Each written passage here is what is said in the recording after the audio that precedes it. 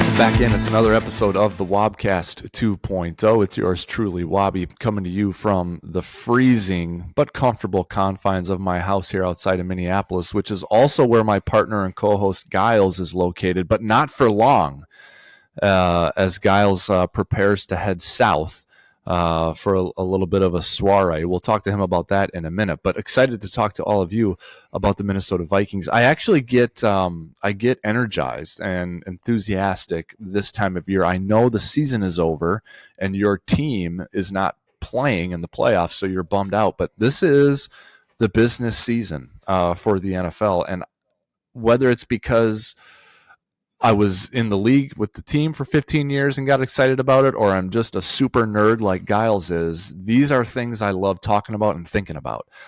So we're not going to talk about all of it here in this episode, but there's a lot coming up. There's contract restructures, coaching changes, the draft, free agency, owners meetings, so much more.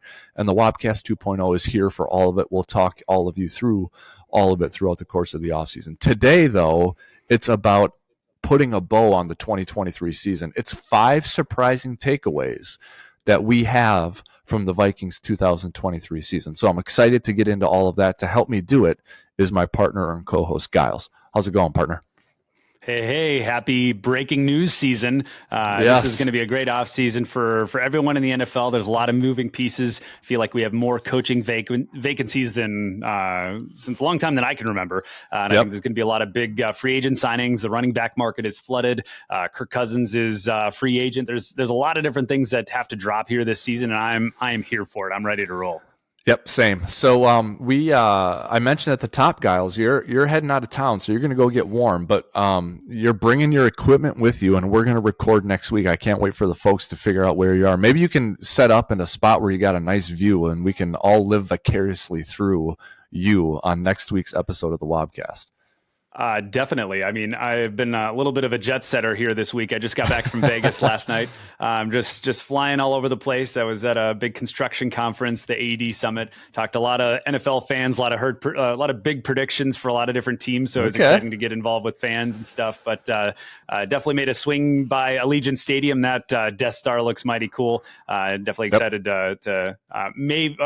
I know the Super Bowl is happening here in a few weeks. I'm really tempted to book a trip and go and kind of experience all those different things that are going on over in Vegas. They're already prepping for it. They got all the signage starting to go up. It's definitely going to be a big time out there in Vegas during the Super Bowl. Yeah, I imagine that'll be in the Super Bowl rotation, Giles. You know how every now and then you get a new city, right? Minneapolis hosted it for the first time in whatever it was, a couple decades. New York hosted it. Indianapolis hosted it. Detroit. But I'd say Vegas will be one of those, New Orleans, Houston, Atlanta, Miami. They host it regularly. I think Vegas will be in that mix. So it'll be fun to see how they do hosting it. They did a good job with the draft a few years ago. Super Bowl is a much bigger animal to tackle. I'm sure they're going to do a great job. They always do out in Sin City with big events. So I'm sure that'll be fun. If you got an extra ticket, let me know. I'll go with you. All right, let's get into this, guys. I was excited prepping for this. It was very easy. 5 surprising takeaways, not because there were a lot of surprises necessarily, but I think this is a fun topic because it's sort of that blend of, the NFL is a forward-looking business, so there's not a ton of value in looking back too much, but you do need to learn from mistakes so you can have those learnings inform what you do in the future. And so that's really the goal here is, what did we learn? What were we surprised about from last season that can inform the strategy for 2024 to see if the Vikings can be playing in the Super Bowl? So I'll start things out with sort of my number one surprise. And it's cynical in nature.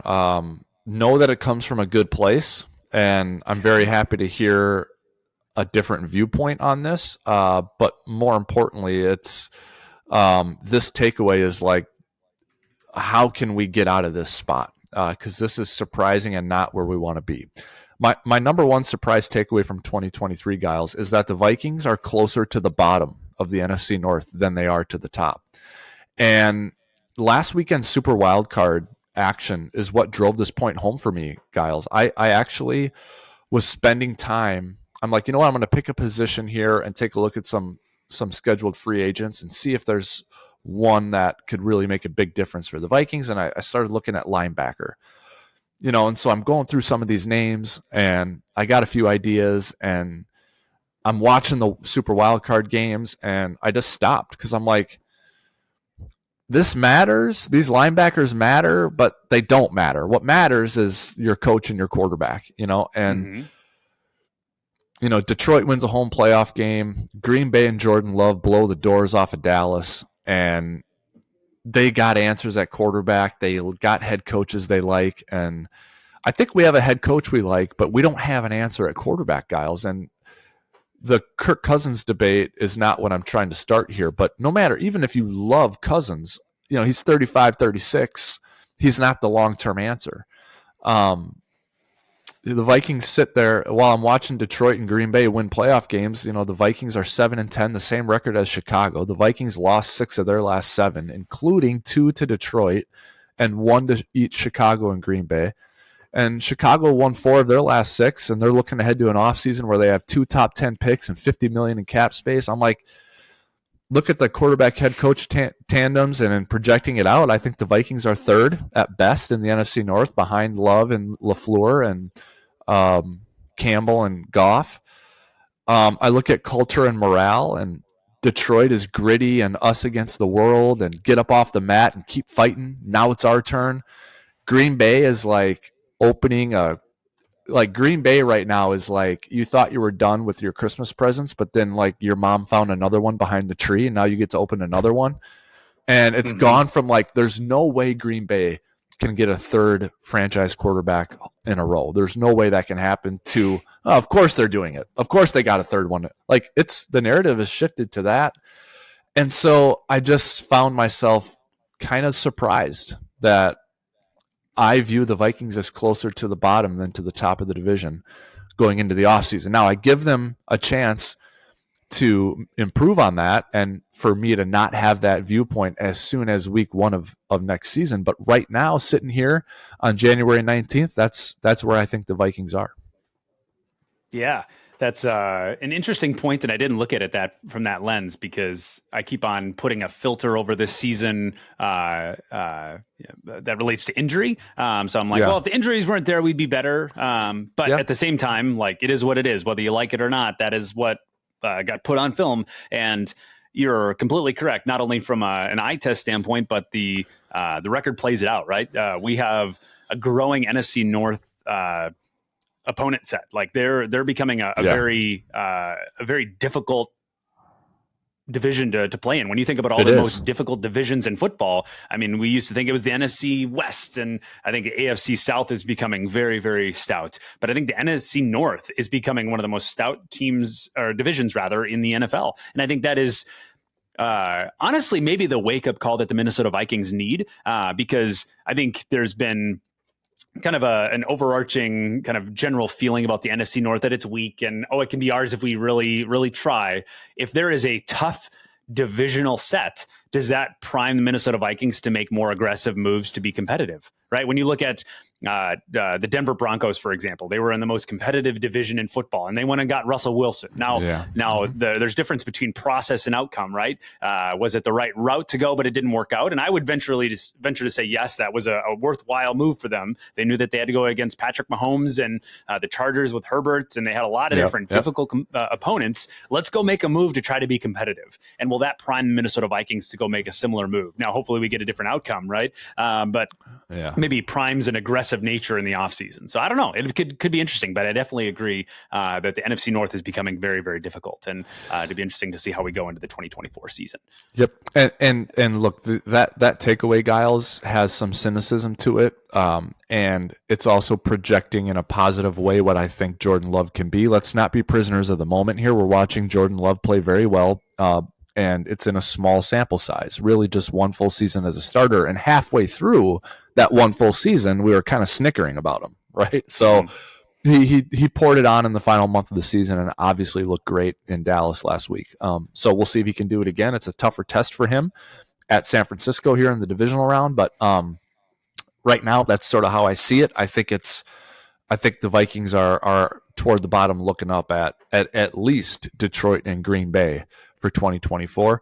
I hope they make some moves that sort of change or alter that narrative. But that was my number one surprising takeaway from 2023. Let's move on to number 2, Giles. You take it away.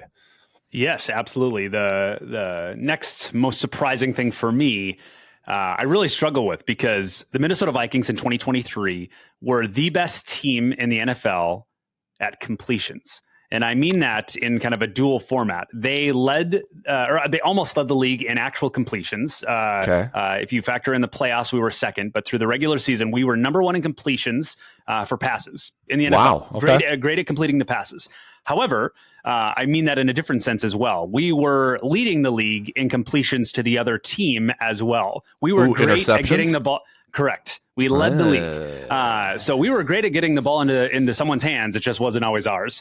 So that is something that needs to be focused on in the offseason. Now, obviously, your person under center has a large contribution to that. Once Kirk Cousins went down, that became a very big issue. It was already kind of an issue before, but I think that was far more from a dropped scenario where the receiver messed up. And that's not me coming to Kirk's defense, but if you watch the tape, we had a lot of drops early on that caused a lot of turnovers on many different plays that cost us a lot of that was the number one reason that we had the record we had through 5 games. I firmly believe that was completely on turnovers, nothing else. We should have won those games hands down across all those things. But at the end of the day, we were number 1 in completions, and I want to keep our completions high from the standpoint of throwing it to our receivers. I obviously want to reduce the completions that are going to the other team, but I also think that goes into the fact of our run pass ratio. We were throwing the ball so much that I think that really caused our offense to be a little bit too standard, and we need to be more versatile and dynamic. So I definitely think that's something that needs to change in the offseason. But one surprising takeaway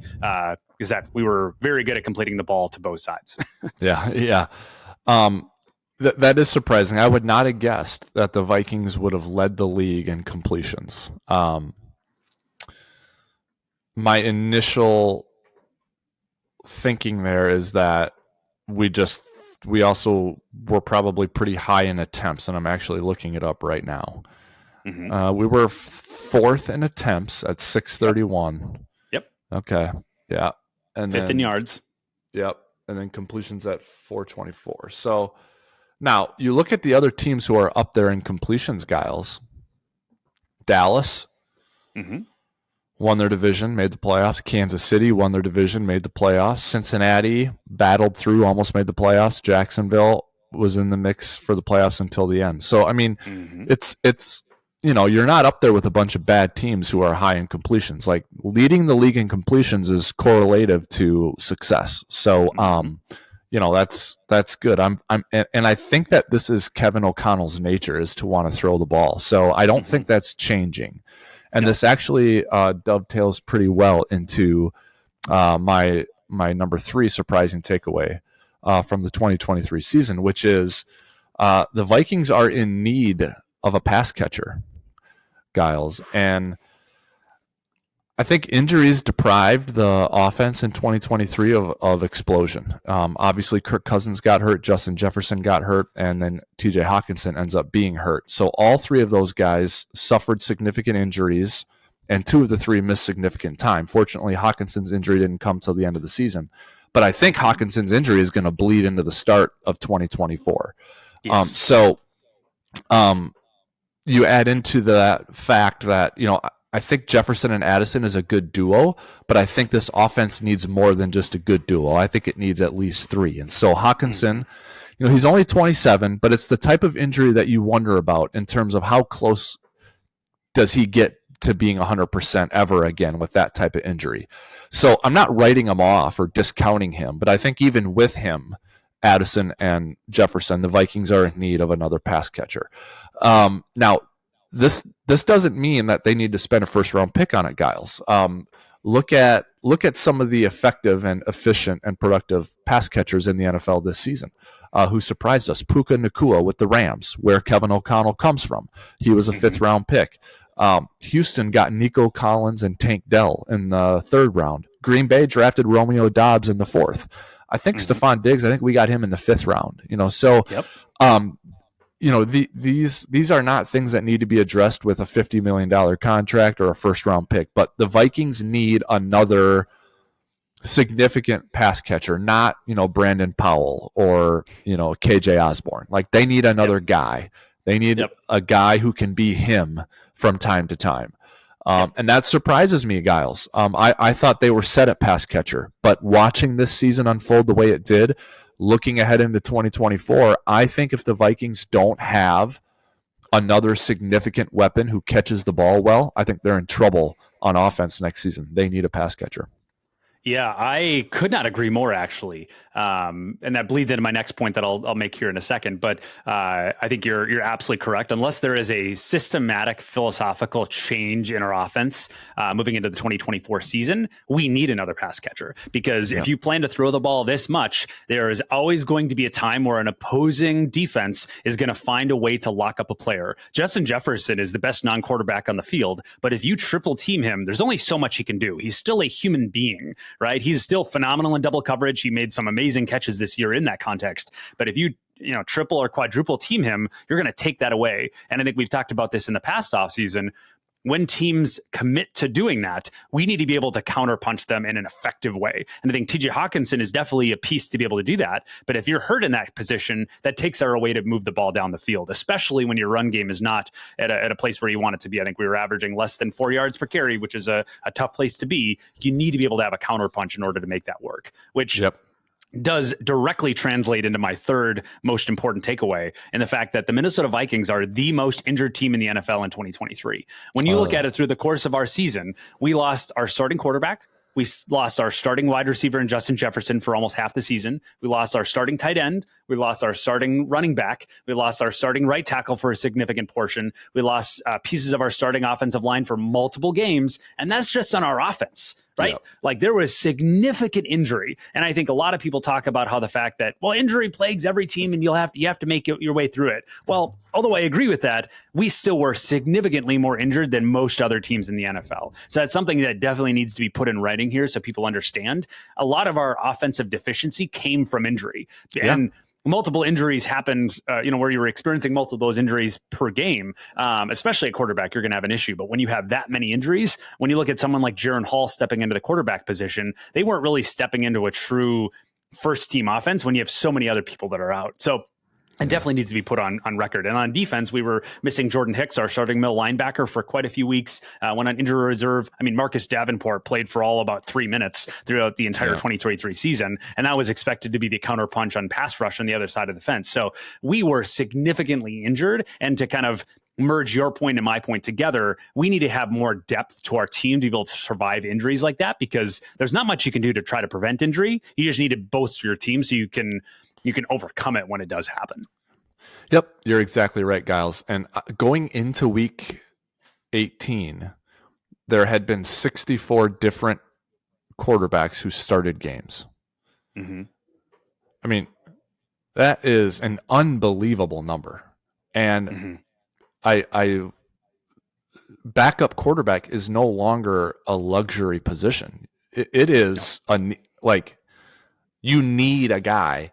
It's to the point now where if there is not like a Gardner Minshew situation, like, think about the Colts. They lost Anthony Richardson, their first round pick, early in the season, and they just had Gardner Minshew just on their team ready to go. Gardner Minshew is a starting quarterback in the NFL. I mean, there's 32 starting positions, and a lot of teams' backup is one of the 32 best. They just happen to play on a team that's got a quarterback better than them, right? So you need, if you're serious about your team, unless you have Justin Herbert, Patrick Mahomes, or Josh Allen, I mean, you need a guy who is good enough to start for other teams in the league as your backup.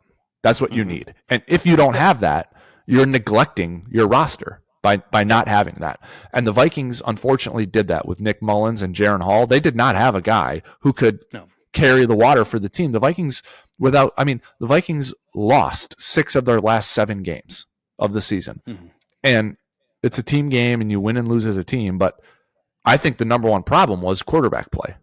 That's what I would argue. So you need a backup in place. And the pass catcher thing. I don't care if it's a tight end or another wide receiver. They need another one, and they need them all healthy. But if one of their main guys, Addison, Jefferson, or Hawkinson, get hurt, they need this new guy to come in and be productive. So those last 2 points that you and I have, as you said, they're married in a sense. So. Yep. And to kind of complete that as well, I think it's important that you build that depth in a congruent way. I think when you have someone like Josh Dobbs on your roster, there were obviously some very big bright spots that he put on the field, and people were really high on him as the pastronaut for those 2 games, and we were really flying high, so to speak, with him. But he was a very different quarterback than Kirk Cousins. Now, some people look at that as a positive, like, yeah, we're getting something different.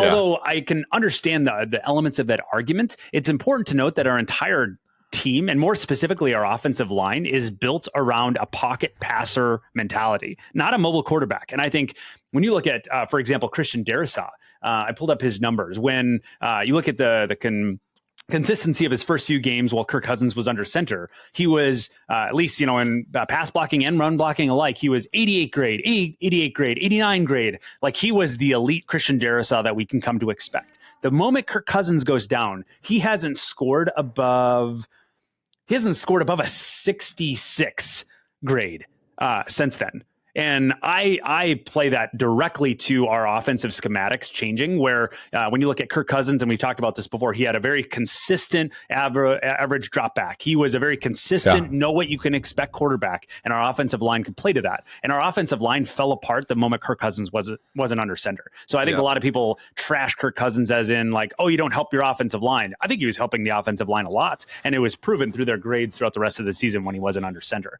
And that's just looking at the offensive line. So I think it's important to build depth in a way that you can continue your offensive schematics to make sure that you can allow for productivity. We were trying to re-engineer the plane as we were flying it, and that just didn't work. Yep. They did the best they could, given they were in that situation. But what we're talking about, I think, Giles, is here's a way to not be in that situation. Correct. Right? Mm-hmm. Have Gardner Minshew on the roster, not him, but have that guy on your roster so he can come in and just be 80% of what Cousins is, right? Correct. I mean, looking back on it, when you found out Cousins is out for the year, if I would have said, okay, we got a guy who will give you 75% of that, I mean, you would have taken that, right? Oh, absolutely. Yes. I mean, because you got 15% of it or 10% of it. So, all right. Yep. My last surprising takeaway, Giles, the Vikings need to find a way to bring back Danielle Hunter. And I am surprised about this, Giles. We're in a situation with the Vikings where they're going to be looking for ways to find cap space to retain some key pieces, such as Jefferson and Darrisaw. So it's not prudent to spend $25 million a year on another big contract, but Hunter is worth it. And he's maybe your best weapon on defense. He had 16 and a half sacks last season. That's after 10 and a half the year prior. 22 quarterback hits in 3 of the last 4 seasons. He's played in all the games now this year. He's only 29, so he's got a few years left of prime or near prime. And honestly, there's no one knocking on his door behind him, developing, who strikes you as a replacement, which Danielle was for Brian Robinson and Everson Griffin. There is no one like Danielle behind Danielle. I think you need him. I think you got to re-sign him. I think you pay him what the market says you pay him. And I hope it's not a franchise tag situation, but if it has to be that, then it's that. But I think 99 needs to be on the roster. And 6 months ago, if you would have told me I'd be saying that at the end of the year, I would have thought that you were silly. But here I am saying it. I think they need Hunter back. Yep. I could not agree more. I think we're in a position where you want to be adding your second counterpunch pass rusher, not trying to find your first one, because I think absolutely asinine for us to be able to go into this season looking for 2 pass rushers, especially if, I mean, I think we're aligned in the fact that Brian Flores is going to be under contract for this next 2024 season. He will be our defensive coordinator. And if you're trying to build on what he did well this season and fix what he didn't have, getting a proper pass rush is important. We were a bottom 5 team at pass rush win rate in terms of when you were in a one-on-one scenario, our defensive line could not get home. And I think you're able to fix one-on-one productivity with a counterpunch in the pass rush. You need another pass rusher. And I would actually venture to say we need 2 pass rushers. We need 1 interior and then 1 outside linebacker personality, whether that's through free agency or draft or both. We need to address those positions, and you can't start from square one. That is us giving up, in my opinion. I think when you look at even the cultural element inside the locker room, if you don't bring Danielle Hunter back, that communicates a very severe message to their locker room saying, we'll be fine. And I don't think anyone believes that. You're right. And I'm looking at something because as you were talking, I was thinking about this. Do you know who would love to have Daniil and who can afford him? Detroit. Oh boy. So you got to think about that too. Him? Yep. And they so have you a got to think ton about of cap space. You got to think about things like that. How about Chicago too? I mean, you got to think about if you don't bring him back, same as when you cut a guy, if you don't bring him back, where's he going to go? And you always hear people talk about in free agency when a division rival signs a player from, their rival. It's like, not only did you get better, but you made them worse and they're in your division. I mean, that is what would happen, right? Yep. So, instantly. yeah. I kind of was like semi like out on Danielle Hunter even coming into this year. Yep. And I couldn't be more juxtaposed right now to that opinion than I am. I need is a strong word, but like to me, priority is re-signing Danielle Hunter. So, and I was frustrated with, them letting Zadarius Smith go and all that. I'm like, who's rushing the passer around here? Well, Danielle Hunter rushed the passer. Danielle Hunter rushed the passer really well. And he's showing no signs of slowing down. He's good against the run as well. So long as Flores believes that he fits the scheme, I think Danielle Hunter is worth every penny that you'd have to pay him. Yep. Especially in the context that we're the 3rd best team in the NFC North. You can't put yourself into the 4th position. If you're trying to go win, I think he is an incredibly important element to that. When you look at the most important positions in football, edge rusher is right up there. If you cannot rush the passer, you're never going to chase a championship, period, full stop. Agreed. All right, so those are our surprising takeaways from the 2023 season. Fun to talk through those things, and hopefully they will certainly inform our opinions as we talk to you guys about what we think the Vikings should do. But hopefully the folks at TCO Performance Center have done the same exercise and are as excited and as enthusiastic as we are here about the offseason in the NFL, which is the business season of the NFL. So, Giles, much to discuss and talk about here coming up for the Minnesota Vikings. To me, as I go through I'm sure you're the same as I am, you kind of sit here and think about the Vikings and the NFL from time to time. If you need a break from work or, it's quiet in your house at night and you got some free time. But I keep coming back. I think we need some direction and some answers as to what they're going to do at quarterback, because I think sort of laying down groundwork or a roadmap for the offseason is hard to do short of that, without having that answer, lacking that answer. I get into conversations with people about it all the time, about what they should do. And are you a Cousins guy or not? And what do you think? And draft. And, the one thing I believe in and am not going to waver on is they definitely need to draft a quarterback this year. I think it should be in the first round.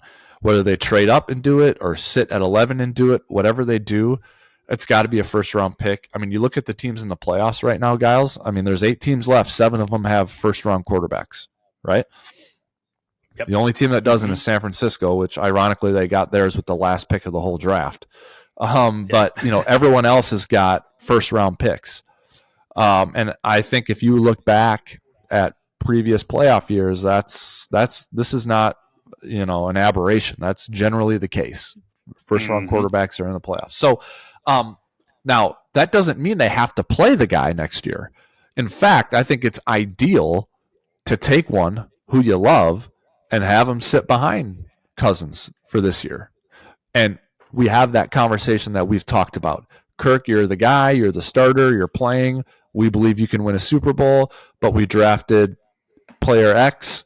He's going to sit behind you and learn. No, it's not your job to raise him. Like, remember, Favre famously said, it's not my job to get Aaron Rodgers ready to play. Hopefully, Aaron can watch me and take some things. And that's what Aaron did. That's what Jordan Love did. And I think the Vikings are very well positioned to have that scenario unfold for themselves.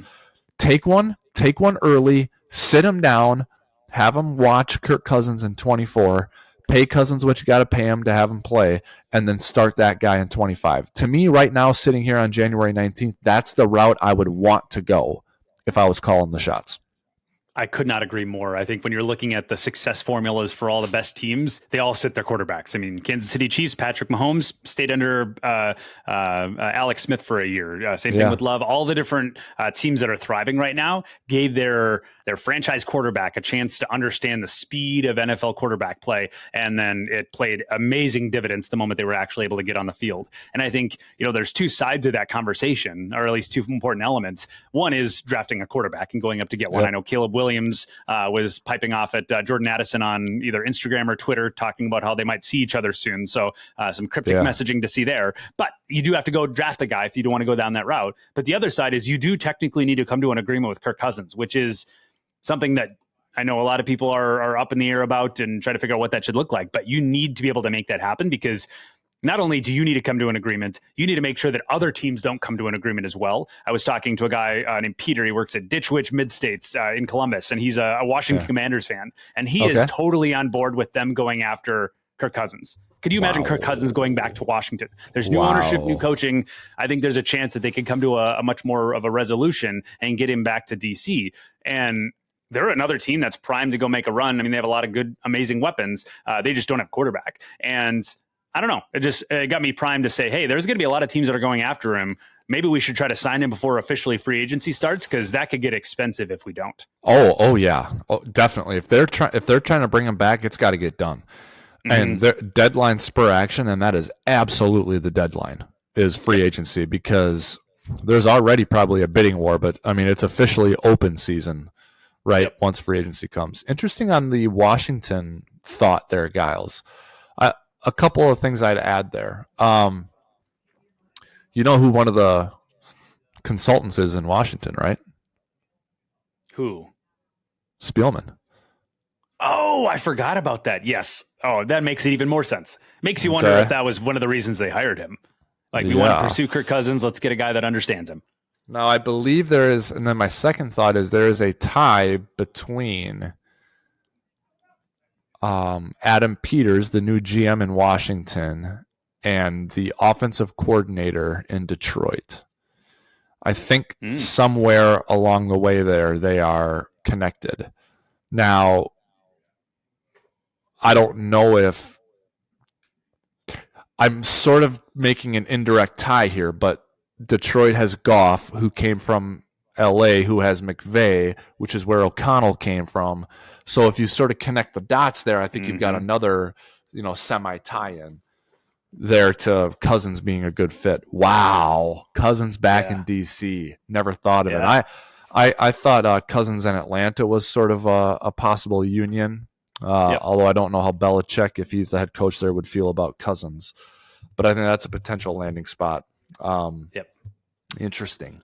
I think the Vikings, I'm not a staunch ride or die with Kirk Cousins person. I'm more of as soon as they can, they need to get an answer at quarterback, and it's not Cousins. He's not the long-term answer, because of his age.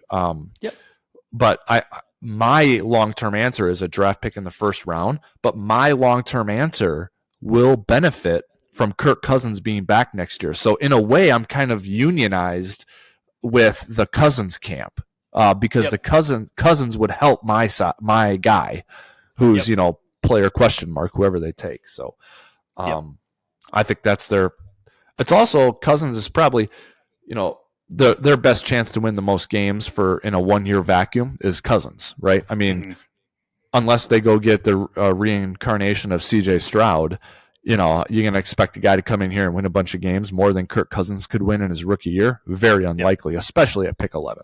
So, yep, especially when you're trying to negotiate with other players that you want to keep in the building, someone like Justin Jefferson. If you don't have a clear long-term plan at quarterback, how do you ever expect to sign someone like Justin Jefferson under a long-term contract?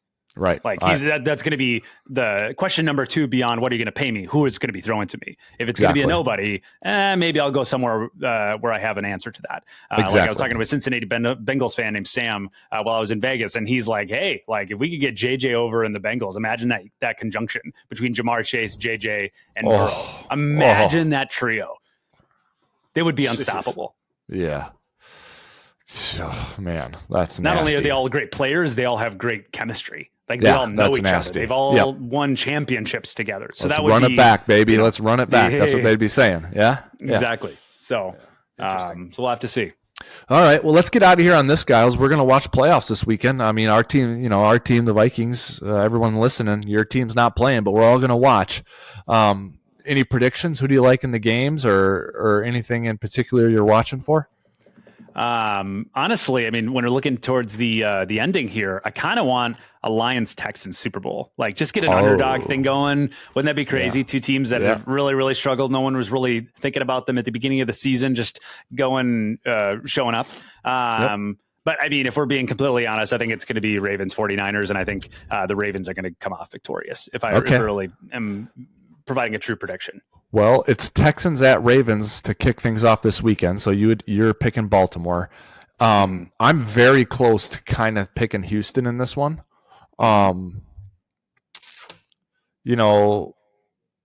Here's something crazy about Baltimore. I really like John Harbaugh. I like the organization. They have a good defense this year. I have no qualms about Lamar Jackson, whatever. I'm fine with him. They've won 2 playoff games, I believe, in the last 12 years. Mm-hmm. Isn't that crazy?